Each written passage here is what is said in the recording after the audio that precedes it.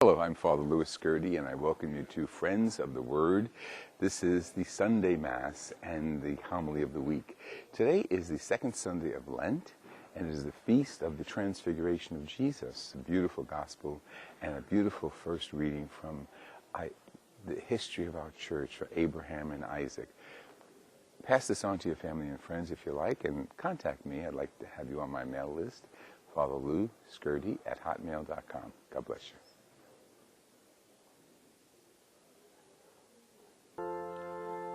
The Lord be with you. A reading from the Holy Gospel according to Mark.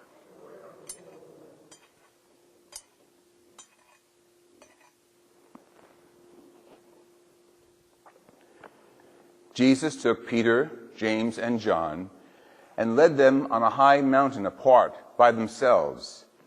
And he was transfigured before them. His clothes became dazzlingly white, such as no fuller on earth could bleach them. Then Elijah appeared to them along with Moses, and they were conversing with Jesus. Then Peter said to Jesus in reply, "Rabbi, it is good that we are here. Let us make 3 tents, one for you, one for Moses, and one for Elijah." He hardly knew what he was saying. They were so terrified. Then a cloud came, casting a shadow over them, and from the cloud came a voice, "This is my beloved Son. Listen to him." Suddenly, looking around, they saw no longer anyone but Jesus alone with them. As they were coming down from the mountain, Jesus charged them not to relate what they had seen to anyone, except when the Son of Man had risen from the dead. So they kept the matter to themselves, questioning what rising from the dead meant. The Gospel of the Lord Jesus Christ.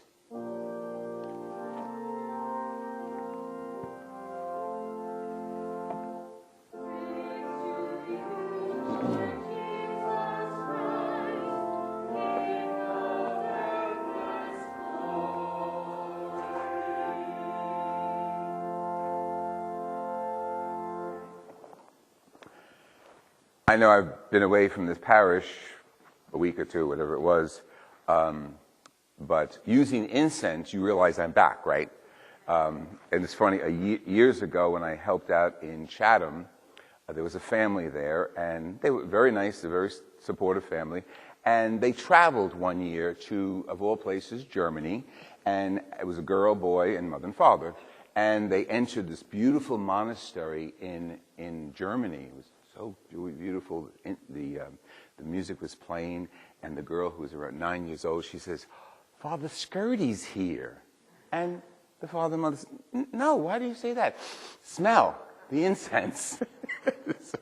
So the incense becomes my MO. But how appropriate today in the gospel, the smoke, the atmosphere, the cloud that surrounded the people or associated with the Transfiguration. Peter, James, and John, Jesus, Elijah, Moses, the cloud of God. That's why sometimes incense reminds us of our prayers rising to heaven.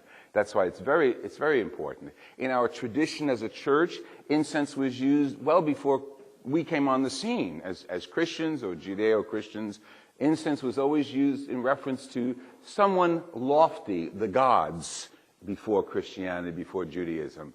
God, raising our voices and prayers to God with a sweet smell in our nostrils. Another one of our senses giving glory to God. And that happens today in a very different way when we hear the first reading from Genesis, from the book of Isaiah, Genesis chapter 22, about Abram. God put Abraham to the test. Before anything else, we say today in the scriptures, about the scriptures in our homily, God put Abraham to the test. He's not testing you. He's not testing you.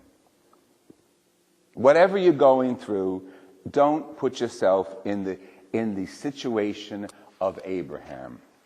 Because we like to hear God is testing me. He wants to see how strong I am. I hear this a lot. God won't give me more than I can handle. Why is he giving me this? God's testing me. God's not testing you. It's already settled what's going on between you and God. Paul, in his letter to the Romans, if God is with us, if God is for us, who can be against us? So our relationship with God is already settled. He's not testing us, believe me.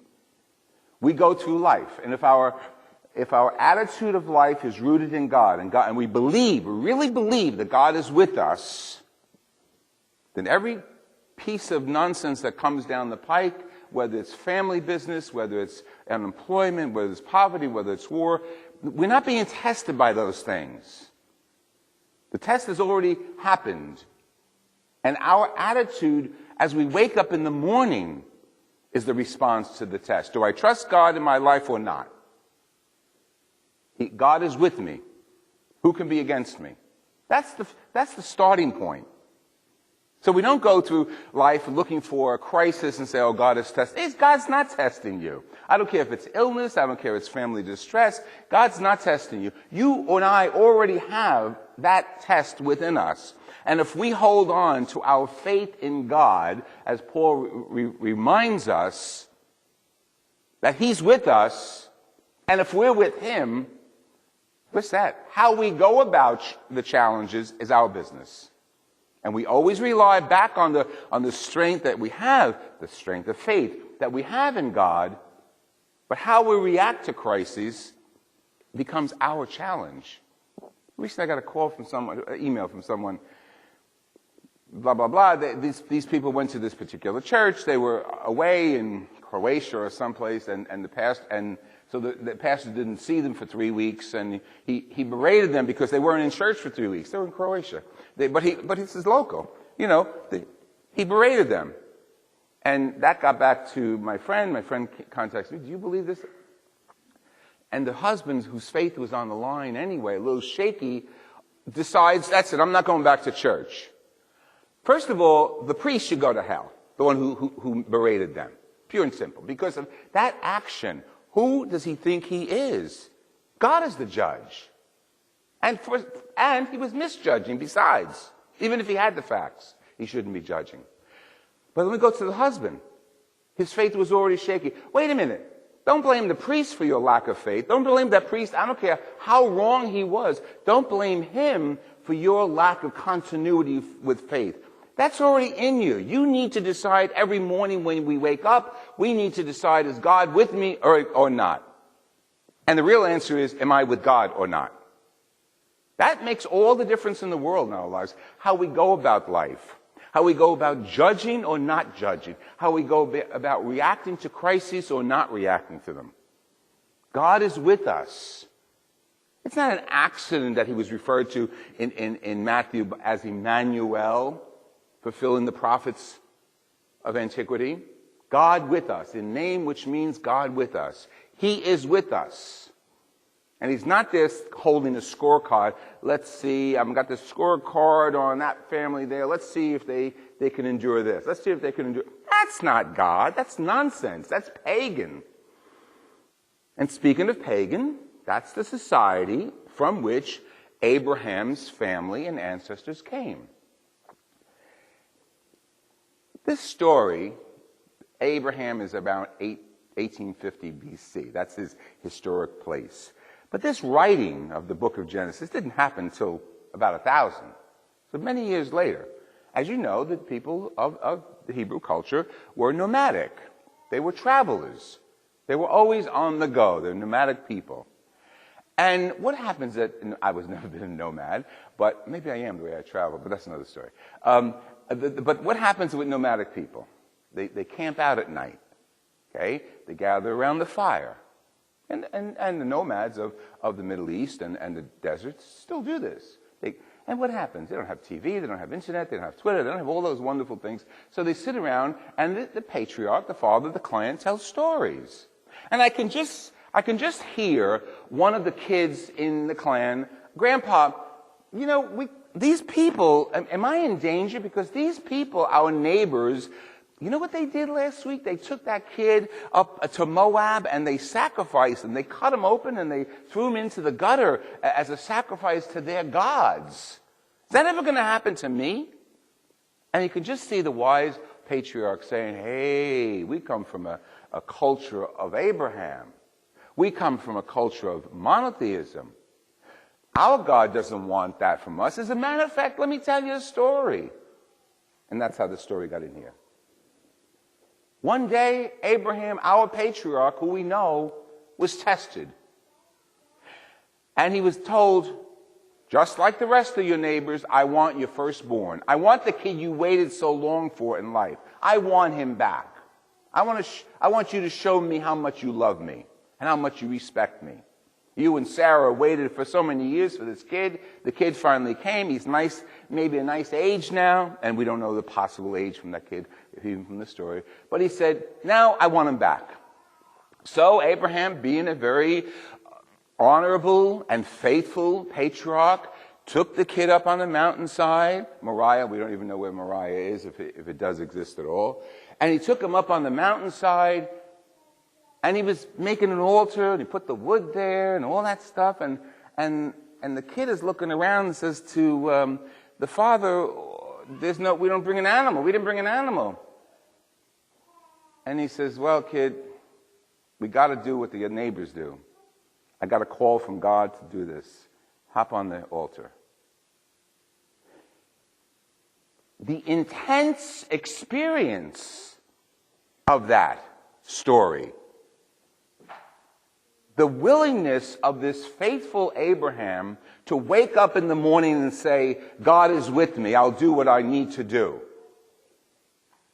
And the fear rushing through that kid. Again, it's a story projected onto, we have all the details, we don't know, but we do know this, that he didn't do it.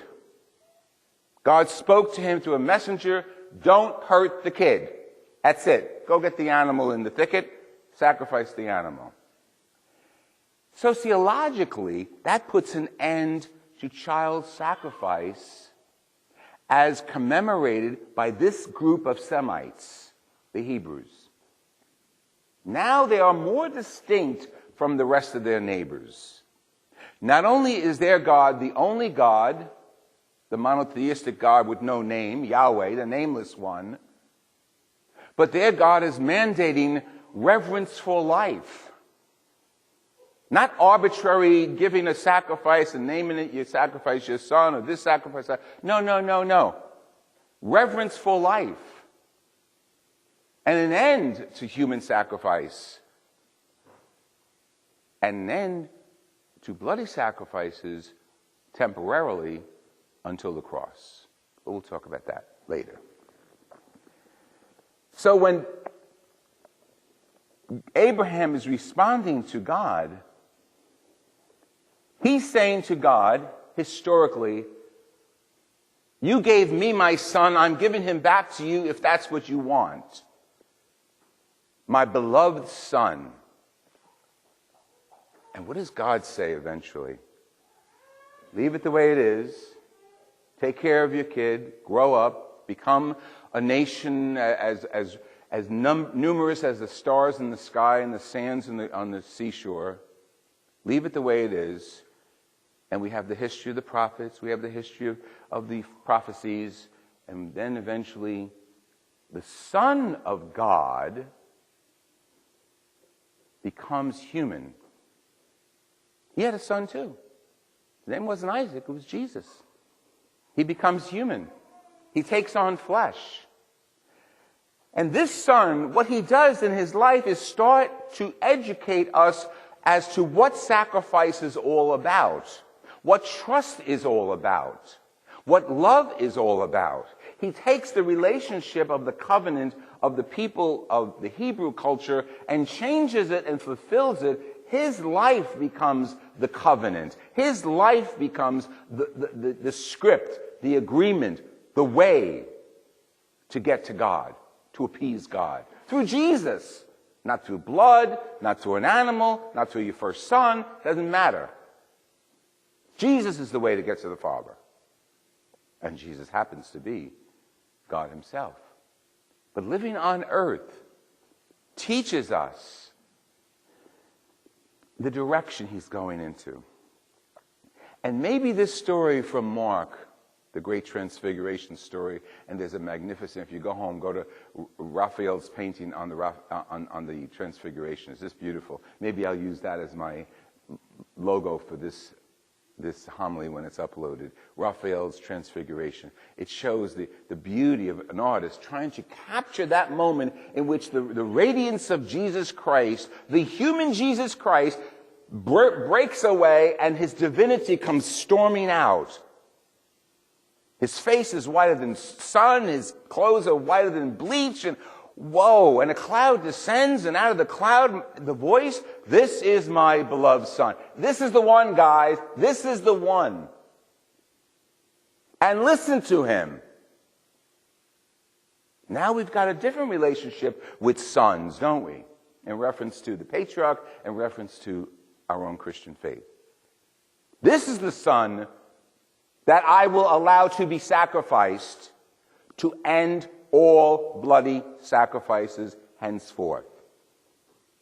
But before he goes to the cross, this is not God saying this is me saying it, speaking on behalf of God. I hope I'm all right with that. I hope you're all right with that. I'm going to show you that he's just not another Nazarene rabbi. The glory of Jesus comes out. The divinity of Jesus comes out. The agelessness of Jesus comes out. The eternity of Jesus comes out. How? The cloud, the light, the radiations of that light, and the communication of that. And then he's speaking to the lawgiver, Moses, of the old law. And he's speaking to Elijah, the prophet who is going to usher in the Messiah. How awestruck Peter, James, and John had to be. And Peter always has, the apostles must have really loved Peter because they rib him left and right in the scriptures. It's this spousta, the one, and he didn't even know what he was saying. I mean, could you imagine you being remembered by someone who loves you, and, I'll say your name is Joe, or I'll say your name is Sandy. Sandy didn't even know what she was saying. It's like tongue-in-cheek humor. And Peter didn't even know what he was saying when he says, I want to set up 3 tents. One for you, one for Elijah, one for Moses. Tents reminiscent for a Jew of Sukkot, the feast of the harvest, in which people sat outside, gave thanks to God, and it was believed theologically that during Sukkot, when they're outside in their tents, that the Messiah will come. So you have all these connections coming in. Moses, the lawgiver, Elijah, the prophet who's going to usher in the Messiah, Jesus himself, the Messiah. And you remember the song from, I want to say South Pacific, once you have seen him, never let him go. I'm sure they sang it better than that. Is that the words? Is that the words? Once you have seen him, once you have seen his face. They didn't want to let Jesus go. They were so stuck on Jesus at that point. If we can get this glorious Jesus and put a tent here and a tent there, and we'll have all 3 of you with us forever. And that's our dream. That's our dream.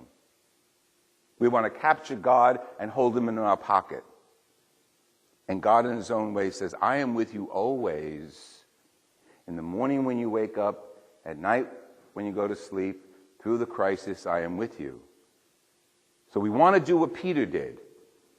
We want to hold Jesus. We've been blessed through the Blessed Sacrament to always have the presence of Jesus in the Eucharist. But we want Jesus 6 foot,